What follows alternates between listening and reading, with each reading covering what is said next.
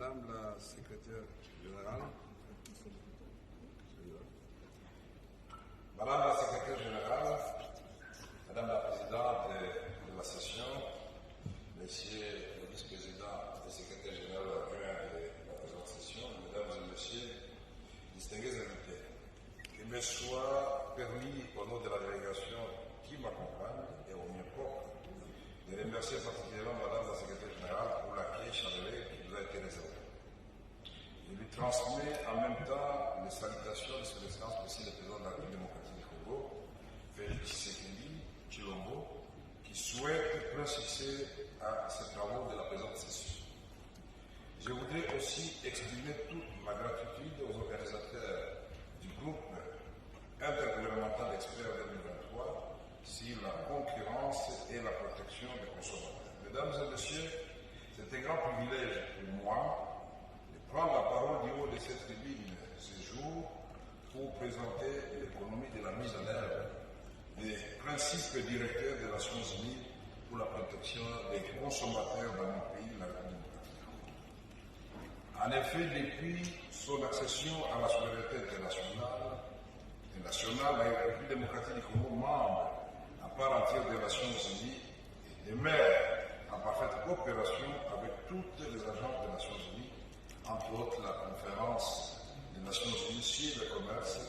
et le développement bruxelles ainsi. Outre sa diversité, sa faune, sa flore, son sol et son sous-sol, qui font d'elle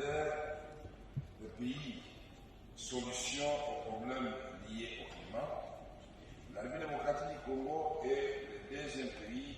en Afrique pour sa superficie qui s'étend sur 2 345 409 km², avec une population de près de 100 millions d'habitants. Vu sous cet angle, la République démocratique du Congo constitue un grand marché, tant au niveau continental que mondial, et la protection des consommateurs demeure pour le gouvernement de mon pays une préoccupation majeure pour la satisfaction des besoins de la population. Mesdames et messieurs, en attendant l'élaboration de la loi et de la politique pour la protection des consommateurs, et en plus de la création de la Commission nationale de la concurrence en cycle, qui a vocation à terme d'assurer une cohérence des actions du gouvernement en matière de protection des consommateurs, la République démocratique du Congo a adopté des lois portant établissement des organes de régulation sectorielle ou thématiques qui ont entre autres mission de protéger les consommateurs. À ce jour, la République démocratique du Congo attend impatiemment la mise en œuvre des principes directeurs des Nations Unies pour la protection des consommateurs. Les secteurs concernés actuellement sont notamment les télécommunications, les assurances, l'énergie, le transport aérien, la communication, l'industrie, la pharmacie, l'agriculture et l'élevage, les commerces extérieurs ainsi que la sous-traitance. Pour assurer la protection des consommateurs dans le secteur de l'agriculture et l'élevage, mon pays a confié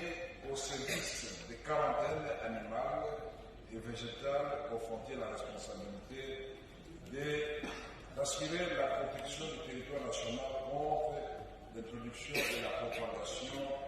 des maladies et exotiques d'origine végétale et de leurs produits dérivés. D'ordonner la saisie, les refoulements, la mise en quarantaine ou le traitement et le cas échéant la destruction des denrées alimentaires, des produits phytosanitaires reconnus périmés, contaminés, souillés et nuisibles pour l'homme. De procéder au contrôle phytosanitaire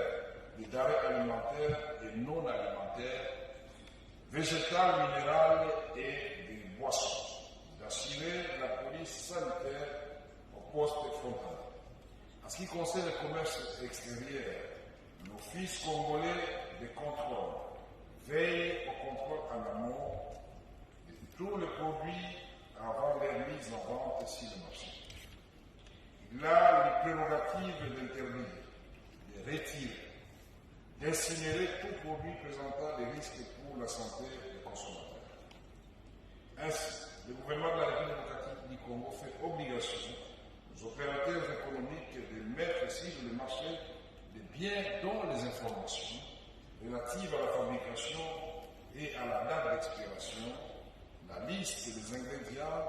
et les autres renseignements utiles sont clairement lisibles. S'agissant de certains produits jugés stratégiques,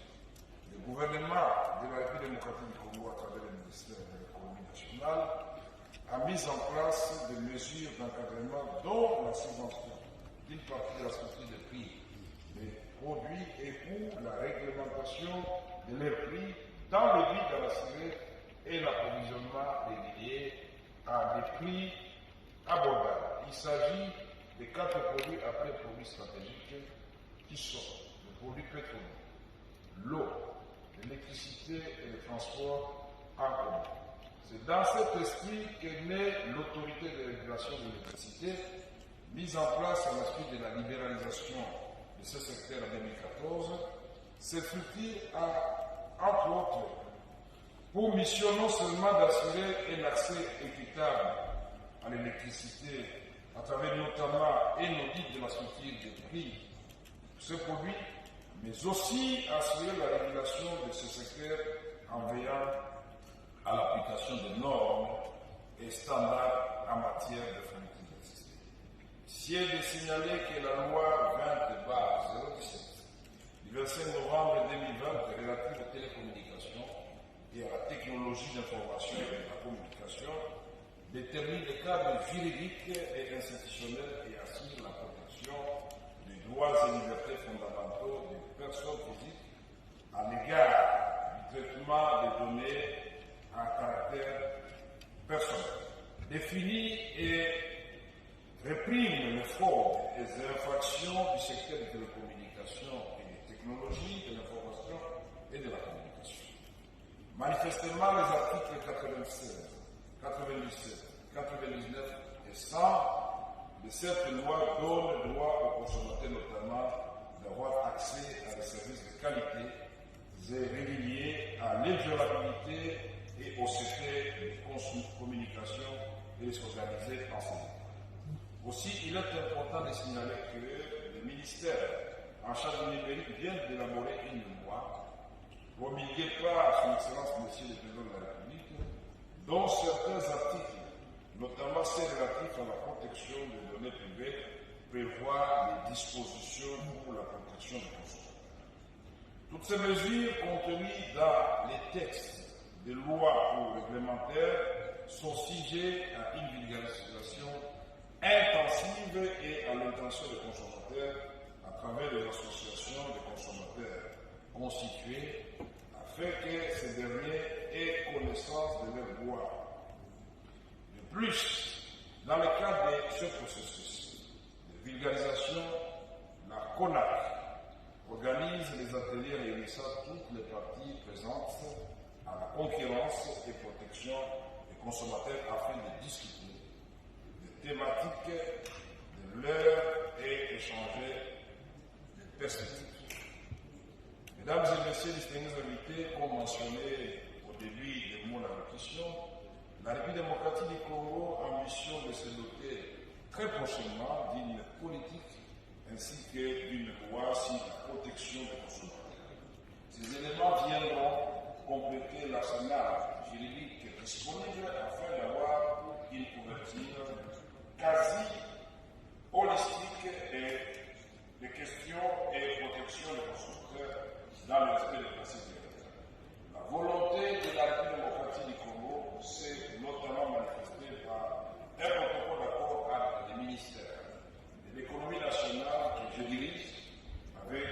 la Convention cadre des Nations Unies pour le commerce et le développement que nous avons signé au mois de février de cette année. Ce protocole d'accord porte sur l'appui technique à la CONAC en vue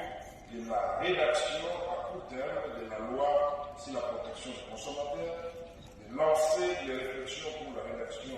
de la politique référente, d'apporter un appui à cette structure pour sa pleine opérationnalisation. Nous attendons donc avec impatience le début de ces articles. Mesdames et messieurs, Madame la secrétaire générale, Madame la présidente de la présente session, distingués invités, je ne saurais clore mon propos sans remercier la conférence des Nations Unies sur le commerce et le développement pour l'accompagnement apporté à mon ministère, notamment dans le processus de la rédaction de la loi sur la liberté des prix et la concurrence, mais aussi pour les différents appuis techniques apportés en même temps à travers la Commission nationale de la concurrence. Je souhaite que ces partenariats soient profitables et prolifiques, non seulement à la CONAC, mais aussi à tous les acteurs impliqués dans la question de la protection des consommateurs, à l'instar des associations de consommateurs et du patronat. Je vous remercie